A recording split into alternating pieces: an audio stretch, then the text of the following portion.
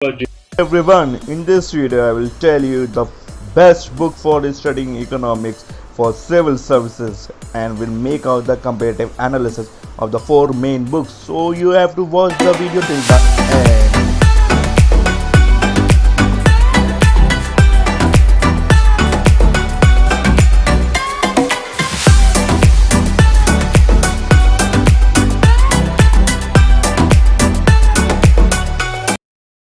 सबसे पहले हम लोग बात करेंगे स्टैंडर्ड टेक्स्ट बुक के इकोनॉमिक्स फॉर सिविल सर्विसेज, चाहे वो यूपीएससी हो, चाहे वो जो है चेट पीसीएससी हो और चाहे वो एसएससी एग्जाम हो।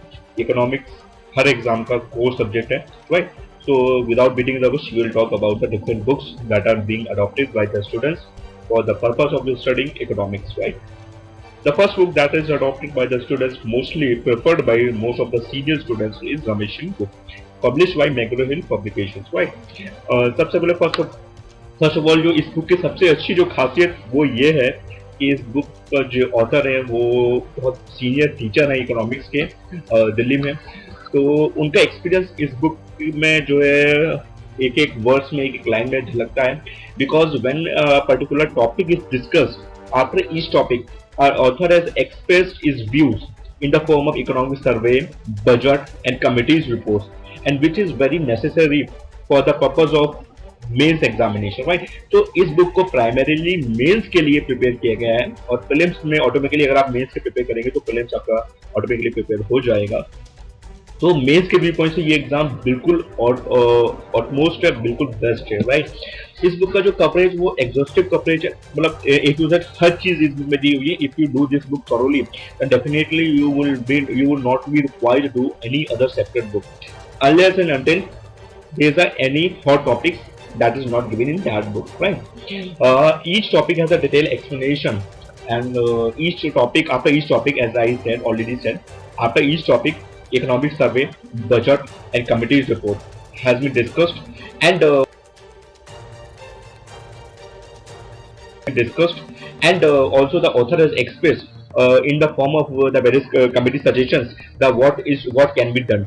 मतलब अगर कोई फॉर एग्जाम्पल अगर कोई पॉवर्टी या अनएम्प्लॉयमेंट की चीजें इसमें कोई डिस्कस की गई हैं तो उसमें उसके रीजंस दिए हैं, उसके सजेशंस भी दिए हैं जो ऑलमोस्ट आपके जो है मेंस के प्रिपरेशन में काम आ सकते हैं।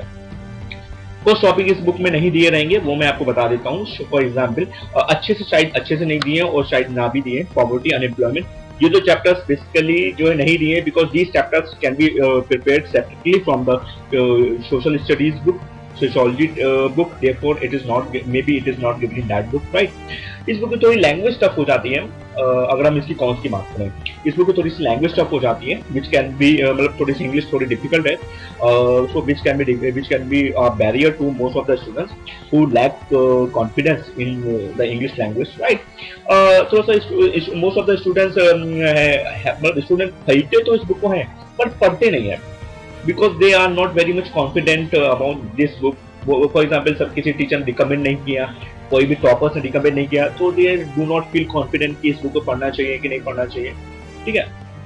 तो इसका मैं सजेशन यही दूंगा, अगर आपका इकोनॉमिक्स का इनफ बैकग्राउंड है, if you know what is inflation, if you know what is banking and if you know what are the function of RBI, then definitely you can do this book with confidence because this book is suitable for the students who have enough background in economics, right?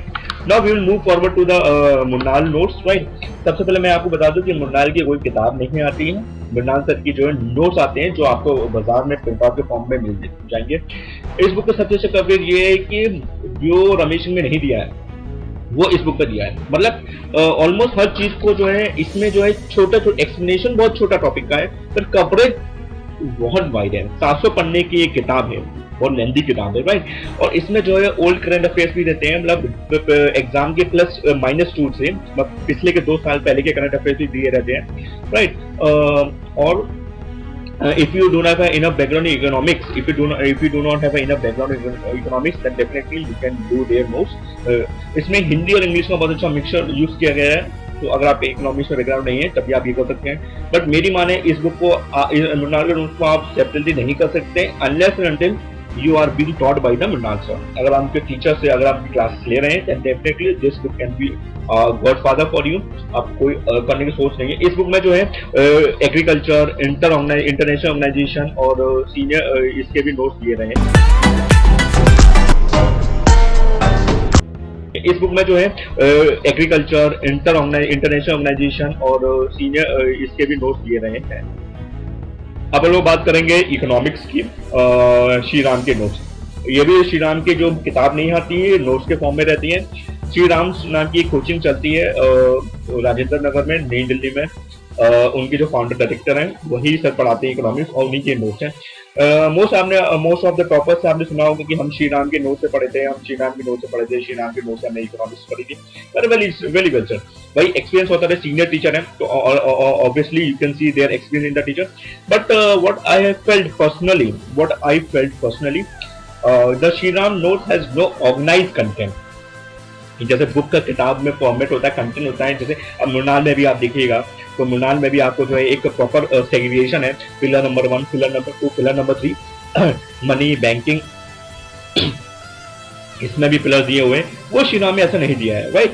तो therefore you can if you do not have enough background in economics then definitely you will be bit of confused. आप confuse हो जाओगे इस book को पढ़ते time, ठीक है. सबसे पहले ये बुक के फॉर्म में नहीं है तो बट मैंने जब ये पढ़ा इकोनॉमिक्स श्री राम के नोट, तो most of the content are picked from the internet directly and therefore वो इंटरनेट की लैंग्वेज समझ में आ जाती है. वो उसमें कोई बात नहीं है, आपकी एक ऑथर की पर्सनल लैंग्वेज और इंटरनेट की लैंग्वेज समझ में आ जाती है मोस्ट ऑफ द कंटेंट. हालांकि अगर आपको अच्छी लगती है, if you are very much comfortable with the Shri Ram notes because most of the topper has recommended it, तो आपका तो बनता ही ना. अगर टॉपर जो बोलेगा वो तो आपको करना ही है, ठीक है ना. आप अपनी तो मनमानी करेंगे नहीं, टॉपर्स की बात सुनेंगे तो आप सुनिए टॉपर्स की बात. But you can C right, choice is your. हम लोग फोर्थ बात करेंगे संजीव वर्मा के. ऑलमोस्ट संजीव वर्मा में इन चीजों से बिल्कुल हट के किताब है, छोटी सी किताब आती है. संजीव वर्मा अब इस दुनिया में नहीं रहे हैं, ये पहले बाजीराव में आईएएस में पढ़ाते थे संजीव वर्मा सर, उनकी डेथ हो गई है. एक्सपीरियंस ऑथर है, एक्सपीरियंस टीचर है, वो टीचर थे ऑलमोस्ट एक्सपीरियंस उनका छलकता होगा. समराइज कंटेंट है और मैटर व्हाट क्रिएट्स है, मतलब उसमें सब चीज दिए रहेगी बट जो कंटेंट होगा उसका लेस एक्सप्लेनेशन है. मतलब वो आपको for the purpose of understanding, for the purpose of understanding Sanjeev Verma book is good, right. And even if you do not have enough background in economics then definitely you can do that.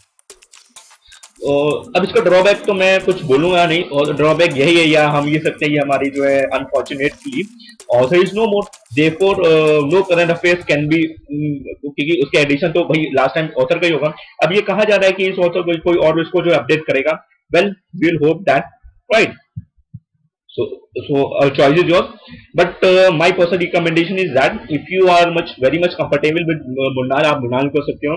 मेरा ये है, अगर आपका background अच्छा है economics में रमेशन करें, नहीं है बैकग्राउंड मुन्नार करें. बट मुन्नार को आप डायरेक्टली नहीं कर सकते, राइट. आपको मुन्नार को साथ से पढ़ने की किताब है, उसको आपको जो है एटलीस्ट उनके क्लासेस लेनी पड़ेगी तभी आप कर सकते हो. यूट्यूब पर उनके क्लासेस अवेलेबल है, आप देख सकते हो. और अगर आपको बहुत इकोनॉमिक्स बहुत समराइज करते चाहिए तो श्री राम आप जो संजीव वर्मा भी ले सकते हैं. और आप देख लिए शॉप पे जाइए, चारों किताब देखिए, जो आपको चलेगा वो आप ले सकते हैं. Choice is your, right. Thank you everyone, have a good day.